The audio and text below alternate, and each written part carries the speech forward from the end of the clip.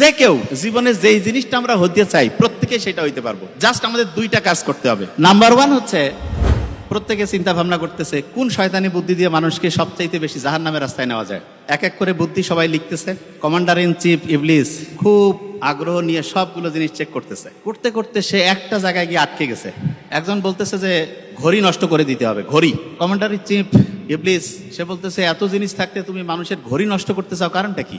ও বলছে যে মানুষ জান্নাতের পথে যাওয়ার জন্য আল্লাহ তাকে এমন একটা সাপোর্টেড সিস্টেম দিয়েছে, মাথার যে হাইপোথ্যালামাস সেখানে একটা ঘড়ি সেট করছে। এই ঘড়ি অনুযায়ী যদি একটা লোক চলে তাহলে সে নিশ্চিত করে জান্নাতের রাস্তায় চলে যাবে। আর এই ঘড়িটা যদি আমরা নষ্ট করতে পারি তাহলে ওই লোকটাকে জাহান্নামের রাস্তায় নিয়ে যাওয়া খুব সহজ হবে। এই যুক্তি শোনার পরে ইবলিস খুব খুশি যে তাহলে জাহান্নামে যাওয়ার সবচেয়ে সেরা বুদ্ধি হচ্ছে ঘড়ি নষ্ট করতে হবে। যে হ্যাঁ, তখন জিজ্ঞেস করলো যে ঘড়ি যে আমরা নষ্ট করব কোন কোন কৌশলে করব।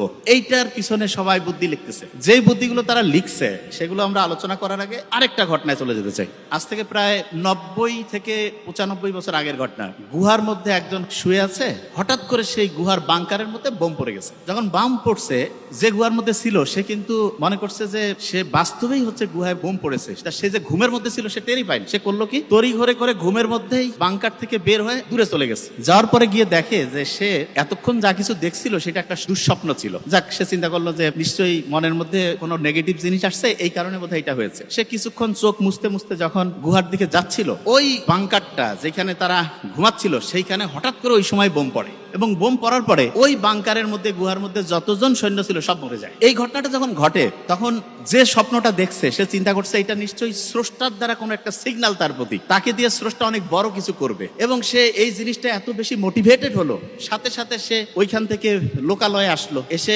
দোকানের মধ্যে গেল, যাওয়ার পরে খাতা আর কলম কিনলো। কেনার পরে টানা 72 ঘন্টা 3টা দিন কারোর সাথে কোনো কথা নাই, কারোর সাথে কোনো আলোচনা নাই, সে ডায়েরিতে কলম নিয়ে একের পর এক তার পরিকল্পনা লিখতে থাকলো। এবং লিখতে লিখতে শুনলে আমরা অবাক হয়ে যাব, 3 দিনের মধ্যে সে একটা গোটাল বইয়ের কাঠামো দাঁড় করায় ফেলছে। এবং সেটা এতটা মনে প্রাণে বিশ্বাস করা শুরু করলো, দেখা গেল যে কয়েক বছরের মধ্যে একটা গোটাল দেশের প্রধান হয়ে গেল। শুধু তাই না, একটা দেশ থেকে ক্রমাগত 3টা দেশ, 5টা দেশ, 7টা দেশ, ক্রমাগত অসংখ্য দেশ সে জয় করতে থাকলো। এবং শেষে যেটা হলো সেটি হচ্ছে কি, যে সারা দুনিয়ার মধ্যে সে অবিসংবাদিত একজন লিডার হয়ে গেল। সেই লিডারের নাম, যদিও আমরা তাকে সাপোর্ট করবো কি করবো না সেটা পরের কথা, কিন্তু সে হচ্ছে হিটলার। ওই বাংকারের মধ্যে ছিল। তা হিটলার যে কাজটা করেছে সেটা যেভাবে সে করেছে সেটা আমরা স্টুডেন্ট যারা আছি প্রত্যেকেই কাজে লাগাতে পারি। কিরকম? এখানে যারা আছি যে কেউ জীবনে যেই জিনিসটা আমরা হতে চাই প্রত্যেকেই সেটা হইতে পারবো। জাস্ট আমাদের দুইটা কাজ করতে হবে। নাম্বার ওয়ান হচ্ছে ওই যে শয়তানরা যে বলছিল যে ঘড়ি নষ্ট করে দিবে, সেই ঘড়ি তারা নষ্ট করার জন্য যে পরিকল্পনা করছে